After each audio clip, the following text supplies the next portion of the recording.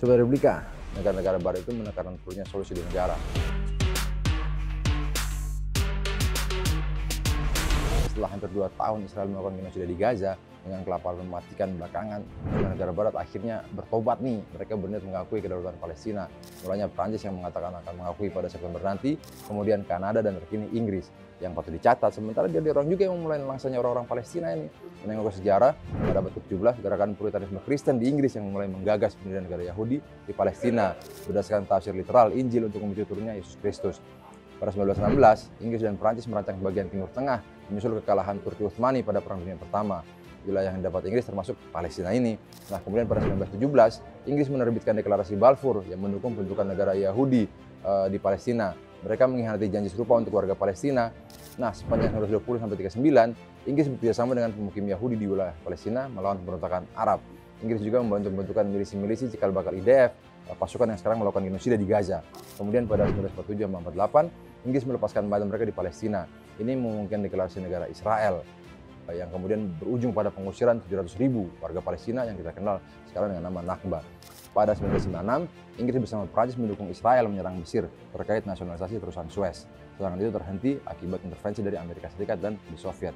Kemudian pada 1967, istri Inggris lagi-lagi bersama Prancis dan Amerika mempersenjatai Israel dalam perang melawan negara Arab. Perang itu berujung pencaplokan Gaza, tepi barat, Yerusalem, dan dataran tinggi Golan oleh Israel. Sejak mula memang genosida di Gaza ini pada 2003, ekspor militer Inggris ke Israel, utamanya untuk komponen jet F-35, berperan dalam penghancuran Gaza. Inggris juga melakukan misi pengintaian udara di Gaza untuk Israel.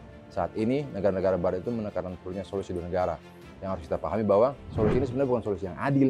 Ini dipaksakan kepada penduduk lokal di Palestina oleh kekuatan dunia pendukung kolonialisme Israel pada 1947. Saat itu, PBB memberikan 55% wilayah Palestina untuk entitas Zionis, meski penduduk asli secara sah menguasai 90% lahan Palestina. Sementara wilayah Yerusalem alias Al-Quds diputuskan bakal dikelola oleh badan internasional. Nah, belakangan nih, Israel tetap ngotot pengen menduduki Yerusalem yang sebagian besar tepi barat. Hanya itu, mereka juga membangun pemukiman ilegal di tepi barat terus-menerus. Belakangan bahkan mereka punya rencana untuk mencaplok Gaza sepenuhnya. Ini yang membuat solusi dua negara jadi pelik, karena solusi itu mensyaratkan juga hengkangnya Israel dari semua wilayah Palestina yang dicaplok pasca 1967. Belum lagi ada sekitar 5,6 juta pengungsi Palestina dan keturunannya yang dulu diusir pada 48. Mereka seharusnya kembali ke tanah mereka yang dicuri Zionis menuju keputusan Mahkamah Internasional. Artinya, pengakuan di atas kertas negara-negara barat tak ada gunanya bila tak disertai dengan tindakan-tindakan pemaksaan terhadap Israel. Gak ada pencuri yang mau menyerahkan barang curian mereka dengan sukarela. Jangan sampai, seperti yang dilakukan oleh Perdana Menteri Inggris Keir Starmer, pengakuan Palestina ini hanya sebagai alat penekan kepada Israel, bukan langkah nyata untuk kemerdekaan Palestina.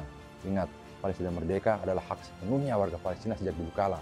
Ia tak boleh tergantung pada moodnya negara-negara barat. Demikian, saya Fitran Jamjami. Wassalamualaikum warahmatullahi wabarakatuh.